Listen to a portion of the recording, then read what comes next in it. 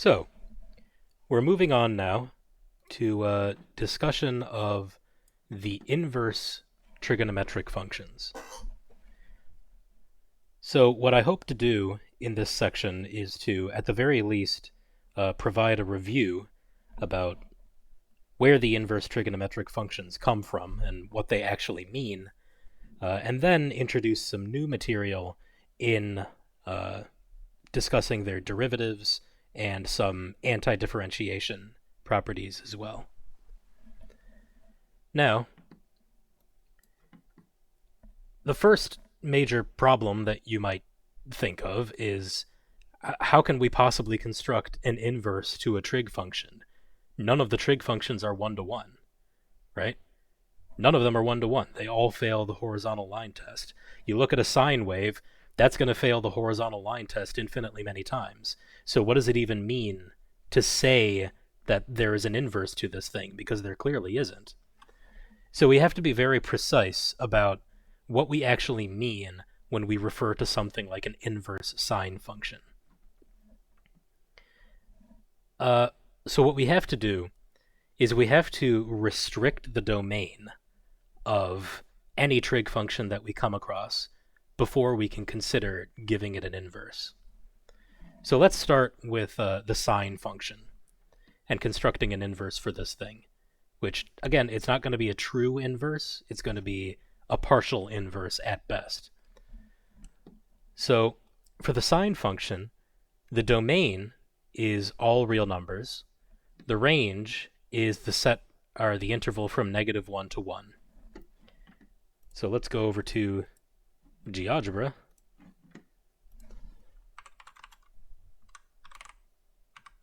So there we go. Indeed, as you expect, it fails the horizontal line test infinitely many times.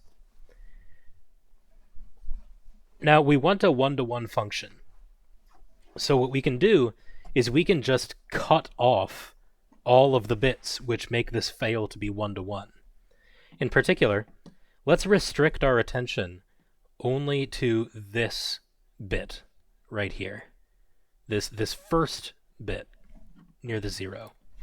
So in particular, I'm going to be focusing on values of x between, well, the first and second crests here. So those are at -π/2 and +π/2. And then get rid of the rest of it. Aha! Well, now we certainly have a one-to-one function. This is a guy that we can invert with no problem. And indeed, when we talk about the inverse sine function, it is not truly an inverse to sine.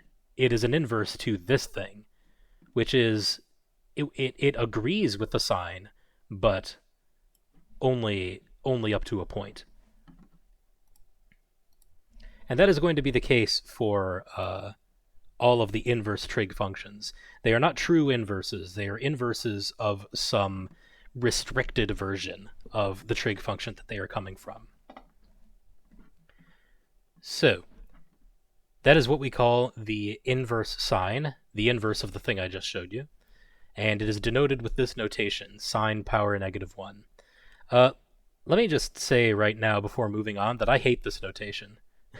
This sine power -1, I absolutely detest it. First off, by putting the -1 here, you're inviting confusion by, making people think, oh, this is 1 over sine, right? Well, no, it's not. This is not an exponent. It's completely unrelated.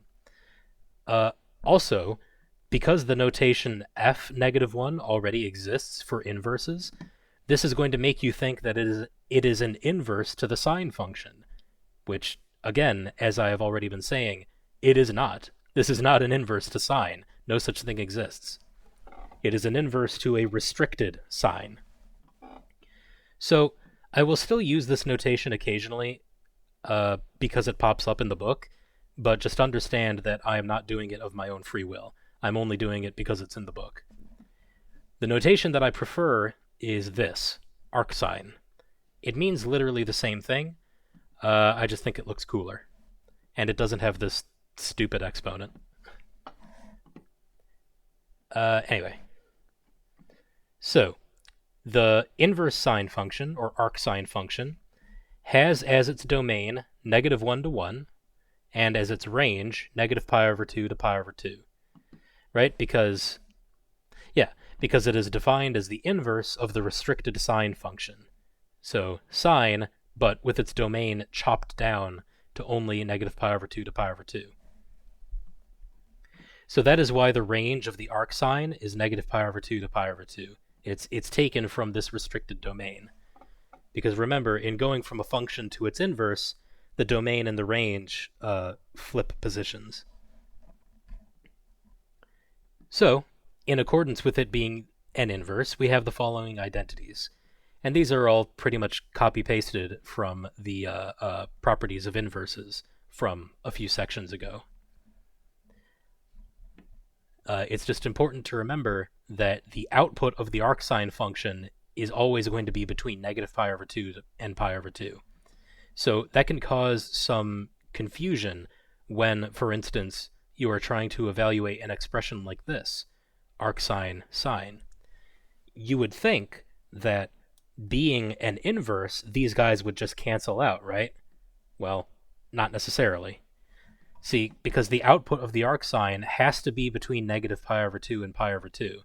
So this operation is really just a cancellation only if x is within this prescribed range. If x is outside of this prescribed range, then it's not going to cancel.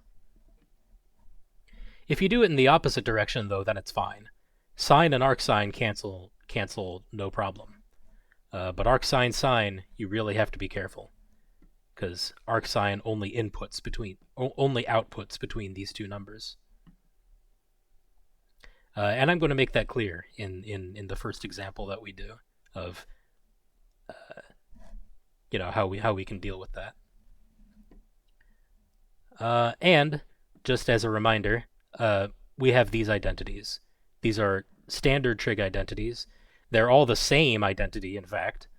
Just take this first one and divide both sides by cosine squared to get this, and divide both sides by sine squared to get this.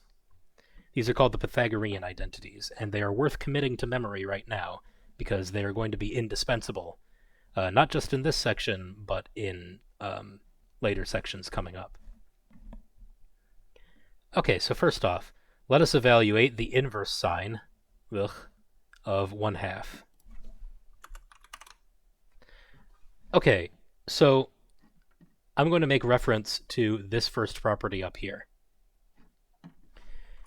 So the arcsine of 1/2 is equal to y if and only if the sine of y is equal to 1/2. And, this is an important and here, and y is between -π/2 and π/2.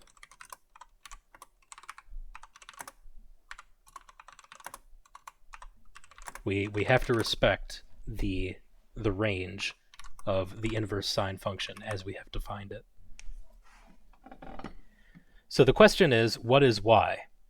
Well, y is whatever angle between -π/2 and π/2 whose sine is 1/2. So let's think. Let's bring up the unit circle in our minds. What angle has a sine of 1/2 and is also between -90 degrees and 90 degrees? Well, there's only one, and it is I'm calling my own bluff here. So I actually have to look at the unit circle in my brain. Hang on. So the sine is 1/2, so that's π/6. So if you don't know where that came from, then print out a unit circle and give it a go. There is only one answer. There is only one angle whose sine is 1/2, and which is also between -π/2 and π/2. So that's all there is to it. Yep. And this was A.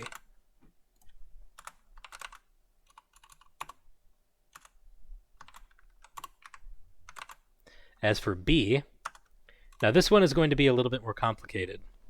What is the tangent of the arcsine of 1/3? Now, it would be tempting at first glance to try to figure out what the arcsine of 1/3 is first. So that would be an angle whose sine is equal to 1/3. But we have a little bit of a problem in that that's not one of our standard angles, right? Our unit circle really only covers pi over 6, pi over 3, pi over 4, pi over 2. That's about it. So any angle which is not one of those standard angles, the unit circle isn't going to help you with. You could plug it into a calculator, but that's sort of defeating the purpose. In any case, you're just going to get a crazy decimal, and that doesn't really communicate anything. So just finding the arcsine of 1/3 and then taking its tangent is kind of out of the question. What we can do, though, is we can use these Pythagorean identities to our advantage. So what I'm about to do is a technique that we're going to use a few times, here and in later sections. So let's utilize one of the Pythagorean identities with theta, because here theta is just some generic angle.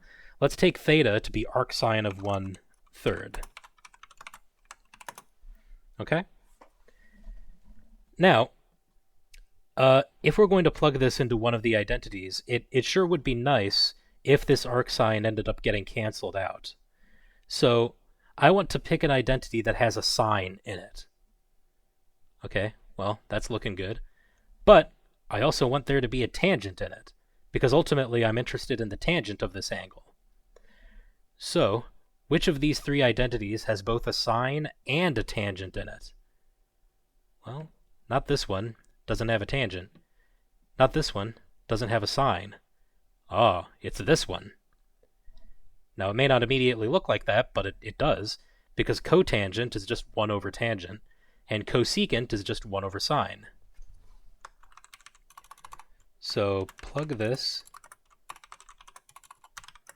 into whichever identity has both sine and tangent in it. Namely, the third one.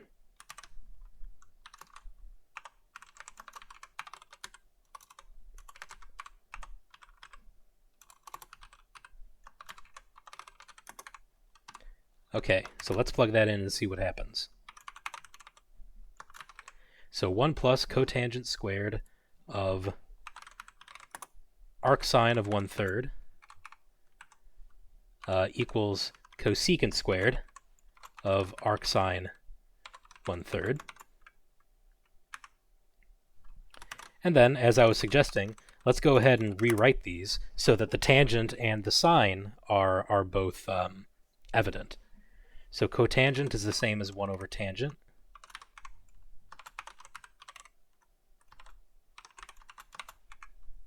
And cosecant is 1 over sine. Okay, and now we have put ourselves into a favorable position because we have a sine arcsine. Okay, well, sine arcsine, those cancel. Those cancel as long as it's defined. So in other words, all the time. Well, as long as it's defined. Arcsine sine is the one that we have to worry about, but sine arcsine, that's fine. Those guys cancel out just perfectly. Where am I? Here I am. So, this sine and this arcsine cancel each other.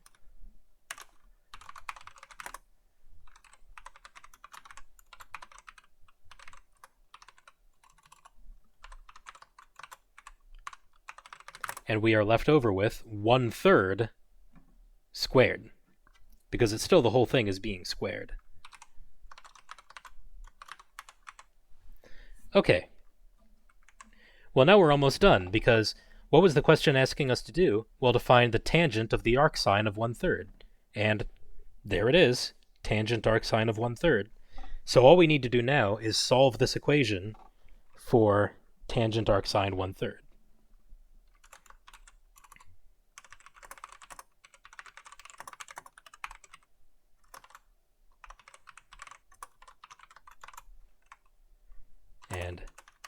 That's all there is to it. So let's see. 1/3 squared is 1/9. 1 over 1/9 is 9. So there's that. Subtract 1, and we get 8.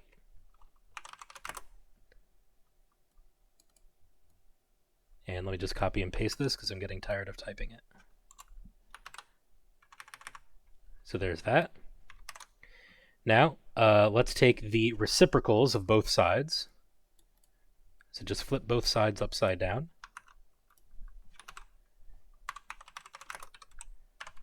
Like so. And then finally, just take the square root of both sides. Now, there is maybe a little bit of consternation here because when you take square roots of both sides, really what you're doing is you're introducing two branches. There's the positive branch of the root and the negative branch of the root. So, is tan arcsine 1/3 positive or negative? So which branch of the square root should we take? Well, let's see. Arcsine 1/3. Arcsine always outputs between negative pi over 2 and pi over 2. And then we are taking the tangent of that. So the tangent of arcs... Wait, hang on.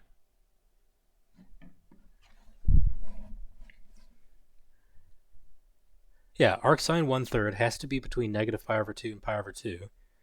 And then we take the tangent. The problem is, though, on that range, the tangent takes on every real number. So how do we know if it's going to be positive or negative?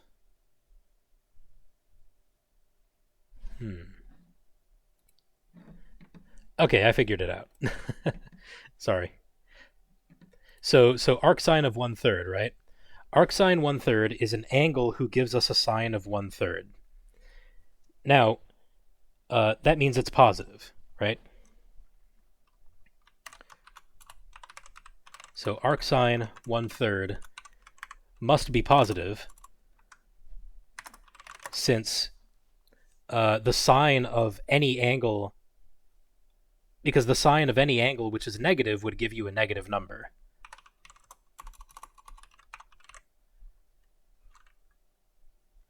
Yeah, let me write it this way. So if arcsine 1/3 is y, that has to be positive, because this is equivalent to saying that sine y equals 1/3, and the only angles which give you positive numbers within this range, within negative pi over 2 to pi over 2, are positive angles.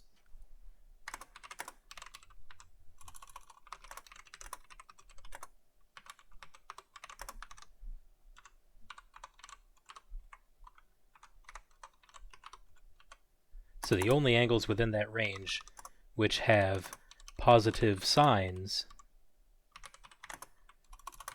are angles in 0 to pi over 2, specifically.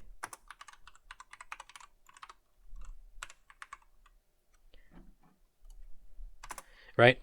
I mean, just look at the graph of sine. Look at the graph of the sine function. So here we are restricted to the range between negative pi over 2 to pi over 2. The only angles which output positive numbers are the ones between 0 and pi over 2. So in other words, the angle has to be positive. Okay. So arcsine of 1/3 is definitely going to be between 0 and pi over 2. Now we're taking the tangent of that. So the tangent of such an angle is also going to be positive.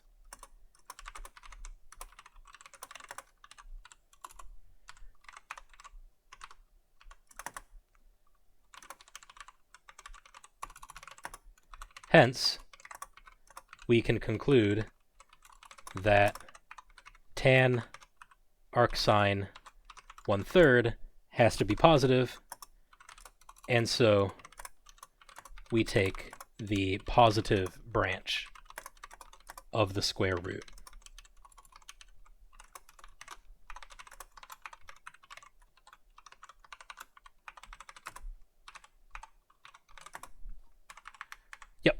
So positive 1 over root 8 instead of negative 1 over root 8. And just to be pedantic, you can simplify that just the slightest bit, because root 8 is the same as square root of 4 times 2. So square root of 4 is 2, so that's simplifies to 2 root 2.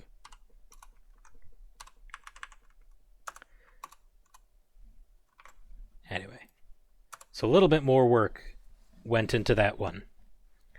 But the core of the idea is that we wanted to use one of these Pythagorean identities. And then once we did that, we solved for the thing in question. And then either it's going to be positive or negative. So I suppose another sort of brute force way that you could determine whether this would be positive or negative is just plugging it into your calculator. I mean, you can do that. Calculators have inverse sine buttons. So if you just literally punch in tangent of inverse sine of 1/3 and it gives you a positive number, then you know it has to be the positive root. That way you don't have to wring your hands over it the way that I was doing here. Yeah, the core of the idea is using the Pythagorean identity, because we're going to do that quite a few times coming up. Like right down here. So, what is the derivative of the arcsine function? Well, being an inverse function of a sort, not of sine, but of something else, we have a formula for that. The derivative of an inverse function is 1 over the derivative of the original function applied at the inverse. So for the case of arcsine, we get 1 over the derivative of sine, which is cosine, applied at the inverse itself, so applied at arcsine. So there we go, that's the derivative, right? Now this formula is true, but in the same sense that we were able to take tangent of arcsine and simplify that by way of a Pythagorean identity, we can also take cosine of arcsine and simplify that with a Pythagorean identity. And that will give it to us in a less obscure form, so to speak. So, just like before, we want to choose a Pythagorean identity that has both sine and cosine in it. Well, we have one candidate that immediately comes to mind. Sine squared plus cosine squared equals 1. So let's use this identity with theta equal to arcsine. Okay, so just plug that in. Sine of arcsine, well, that cancels, so we end up with just x squared. Move that over to the other side. Now, I want to take the square root, but again, I run into the same problem of, like, I don't know whether I should take the positive or negative branch. This one is, the case is a bit more clear-cut, though, because arcsine is guaranteed to be between negative pi over 2 and pi over 2, right? Yeah. So arcsine is guaranteed to be between that. And then we are taking the cosine of that angle. Well, what does the cosine look like between these 2 points? Well, let's see.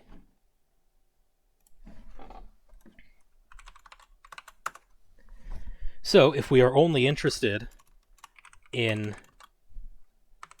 bits between negative pi over 2 and positive pi over 2, then we get that. And hey, look at that. As long as we are focusing on angles between negative pi over 2 and pi over 2, the cosine is always positive. So that means that the cosine of arcsine has to be positive. Therefore, when we take the square root of both sides, we're taking the positive branch of the root. So it's just positive root 1 minus x squared. So that is how we can simplify cosine arcsine. Now if we take this and plug it into the derivative, we obtain the derivative rule, which is in all the books and all the resources. So the derivative of arcsine is 1 over root 1 minus x squared. It also illustrates, I think, an interesting connection between the trig functions and algebraic functions. Like, If you weren't thinking about it, maybe in terms of Pythagorean identities, it wouldn't immediately be obvious, I don't think, that these guys would turn into an algebraic function when composed, but that is exactly what happens. Similarly, the antiderivative of 1 over root 1 minus x squared is arcsine. So I write down an antidifferentiation formula, which is a little bit more general. So instead of having a 1 here, I have an a squared, where a is just some number. And you can show with just some manipulation and a u substitution that we end up getting this formula out of it. So I will leave this to you to read if you're interested. But yeah, these are the main calculus rules when it comes to the inverse sine function. So, if f of x is equal to the inverse sine of x squared minus 1, find its derivative. So this is just a straightforward application of the chain rule. So first off, differentiate the inverse sine. So that gives us 1 over root 1 minus stuff squared.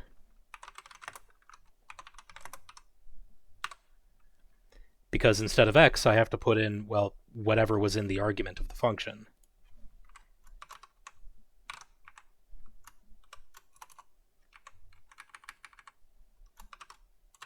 Like so. But then because of the chain rule, we now have to multiply by the derivative of x squared minus 1, which is 2x.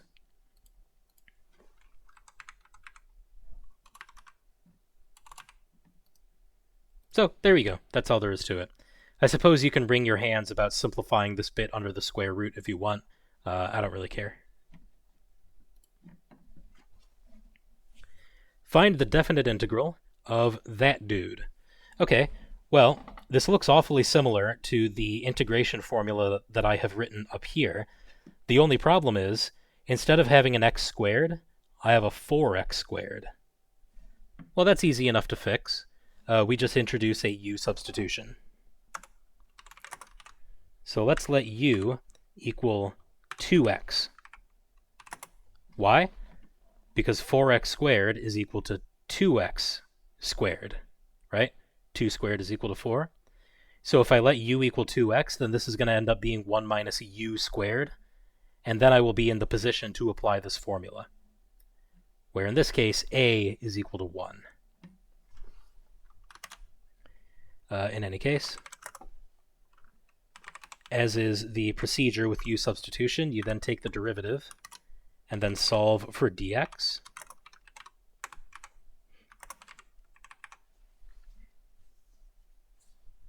And now we plug everything in.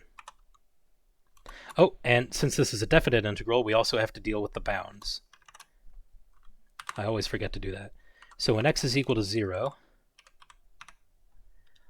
u is equal to 2 times 0, well, which is still 0.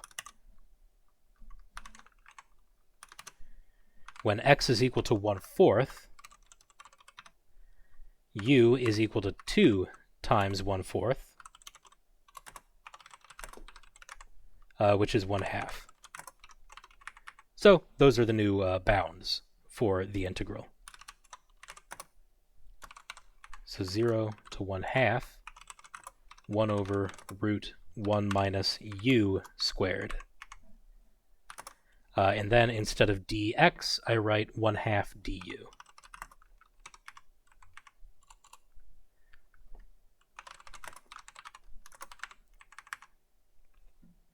Okay. So that 1/2 is a constant, so I can pull it right out. And aside from that, I have literally this formula up here with a equal to 1. So this all just becomes arcsine of u, evaluated between 1/2 and 0. So this becomes 1/2 arcsine at 1/2 minus arcsine at 0. So it remains to figure out what the arcsine at 1/2 and the arcsine at 0 are. So let's think about this. Again, I'm going to go back up here, and I'm going to reference this formula, or this rule. It's not even a rule, it's a definition.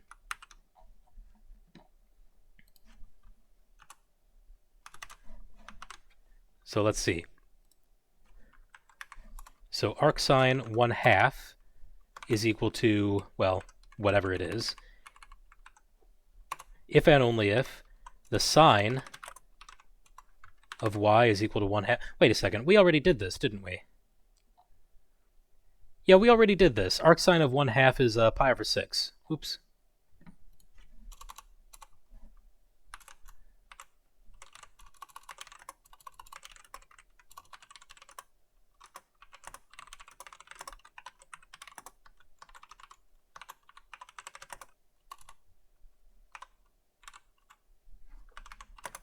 Yeah. So now we just need to figure out what arcsine of 0 is. There we go. So arcsine of 0 is y, if and only if sine of y is equal to 0, and